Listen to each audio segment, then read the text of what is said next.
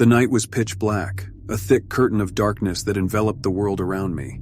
The only source of illumination was the weak glow of my car's headlights, carving a narrow path through the obsidian void. I tightened my grip on the steering wheel, the rhythmic hum of the engine providing some semblance of comfort as I navigated the desolate road. I had never been particularly fond of driving at night, especially on unfamiliar routes, but this time it was unavoidable. I had attended a late-night gathering with old friends and was now on my way back home. The invitation had been a surprise, as our paths had diverged over the years, but something compelled me to attend. As the miles stretched on, the road seemed to lose its familiarity. The dense forest that lined either side of the pavement loomed like silent sentinels, their branches clawing at the sky. Shadows danced across the asphalt, playing tricks on my fatigued mind. I turned up the volume of the radio, hoping that music would drown out the unease creeping up within me. My headlights caught fleeting glimpses of wildlife, a deer freezing in the glare before darting into the safety of the woods, and a pair of glowing eyes reflecting back at me from the underbrush. My heart raced at each encounter, my imagination conjuring visions of creatures lurking just beyond the edge of the light. The road began to wind and twist, the forest becoming denser with each passing mile. My eyelids felt heavy, weighed down by exhaustion and the hypnotic rhythm of the road. I fought to stay awake, opening the window to let the cold night air slap my face and jolt my senses. It was then that I noticed something odd, a flicker of light in the distance, like a solitary beacon cutting through the darkness. As I drew closer, the light took form, a lone gas station, its neon sign casting an eerie glow. The sight was both relieving and strange, a pocket of civilization in the midst of the wilderness. I pulled into the station's parking lot, the soft crunch of gravel beneath my tires, a stark contrast to the oppressive silence that had enveloped me earlier. Stepping out of the car, I surveyed my surroundings. The gas station appeared frozen in time, a relic of the past with its worn-out pumps and faded advertisements. A single light illuminated the front entrance, casting long, distorted shadows. A shiver ran down my spine, but I chalked it up to the cold night air. I grabbed my wallet and headed towards the entrance, the wooden door creaking open with an eerie groan. The interior was dimly lit, the light overhead buzzing softly. Shelves lined the walls, filled with assorted snacks and dusty knickknacks. Behind a counter stood an old man, his features weathered and worn like the building itself. He gave me a toothless grin, his eyes crinkling at the corners. "Late-night traveler, eh?" His voice was raspy, as if it hadn't been used in a while. I nodded, returning his smile with a polite one of my own. "Yeah, just needed a break from driving. Mind if I grab a drink?" "Help yourself," he said, gesturing toward a cooler in the corner. "Don't get many folks around here at this hour."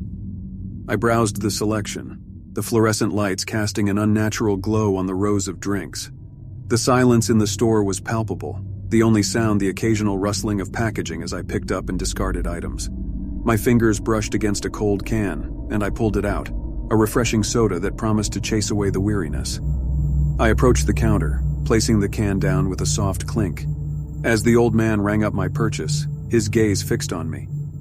"Be careful out there," he said, his tone unexpectedly serious. "These woods hold secrets." I chuckled nervously, attributing his cryptic words to the eerie ambiance of the place. "Don't worry, I won't stray from the road." He nodded, handing me my change.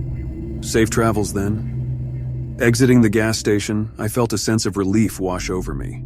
The encounter had been odd, but I was eager to continue my journey and put the strange atmosphere behind me. As I stepped into my car and started the engine, a faint whisper of wind brushed against my ear, carrying with it an indiscernible voice. Shaking off the sensation, I merged back onto the road, the familiar rumble of the engine lulling me into a sense of security. However, the road ahead seemed different, the twists and turns more unpredictable than before. I glanced at my phone's GPS, but the signal was lost, leaving me to navigate solely by instinct.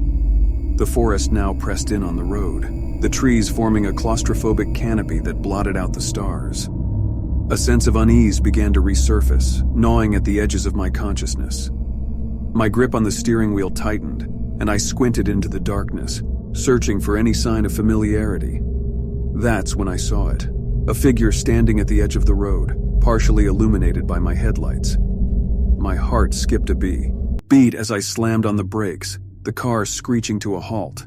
The figure stood still, its silhouette unnaturally elongated. Fear gripped me as I realized that this was the same spot where I had seen the glowing eyes earlier. I stared at the figure, my breath catching in my throat. It seemed to sway gently, as if beckoning me towards it.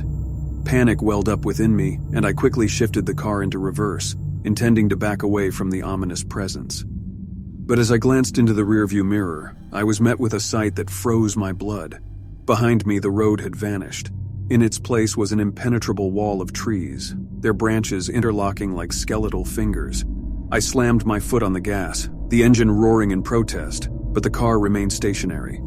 It was as if the forest had closed in around me, trapping me in its suffocating embrace. Heart pounding, I turned my attention back to the figure. It had drawn closer now, its features still shrouded in darkness. A voice, barely audible yet resonating in my mind, whispered words I couldn't comprehend. I felt a primal terror grip me, a fear that went beyond the mundane horrors of life. With a surge of adrenaline, I wrenched the car door open and stumbled out. The figure loomed before me, its presence suffocating, and I screamed, a raw, desperate cry that echoed through the night. The figure's form seemed to warp and twist, its edges bleeding into the darkness around it. In my peripheral vision, I caught glimpses of other shapes, other figures emerging from the trees, their eyes gleaming with malevolence. Driven by pure instinct, I turned and sprinted into the forest, the ground beneath me uneven and treacherous. My heart pounded in my ears, drowning out the cacophony of rustling leaves and distant whispers. I didn't know where I was running, only that I had to escape the horrors that pursued me. Time lost its meaning as I ran, my breath ragged and my legs burning. The forest seemed endless, its boundaries expanding with each step I took. But just when I thought my strength would give out, the trees began to thin, and a weak light filtered through the canopy. Breaking through the last line of trees, I stumbled into a clearing, gasping for air. The moon hung low in the sky, its pale light casting a ghostly glow over the grassy expanse. Relief flooded through me, but it was short-lived. In the distance, I saw a figure, the old man from the gas station. He stood at the edge of the clearing, his toothless grin now a grotesque leer. The other figures emerged from the shadows, their forms contorting and shifting as they approached. My voice caught in my throat as I realized that there was no escape. I was trapped in a nightmare, a realm beyond the boundaries of reality. As the figures closed in, the old man's raspy voice echoed through the night. "Welcome to the woods, where time stands still and darkness reigns.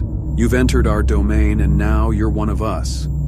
The last thing I remember was their hands reaching out, their fingers stretching like tendrils of darkness to claim me. And then there was only oblivion. The sun had barely risen when a passerby discovered my car abandoned on the side of the road. Search parties combed the forest for days, but there was no trace of me. The gas station was nowhere to be found, and the road I had traveled on seemed to have vanished into thin air. To this day, my disappearance remains a mystery, a chilling tale whispered around campfires and shared in hushed tones. Some say that the forest claimed me, that I became a part of its malevolent embrace. Others believe that I stumbled into a world beyond our own, a realm of darkness and terror. But the truth remains elusive, hidden in the depths of the night, a night I ventured into and never returned from.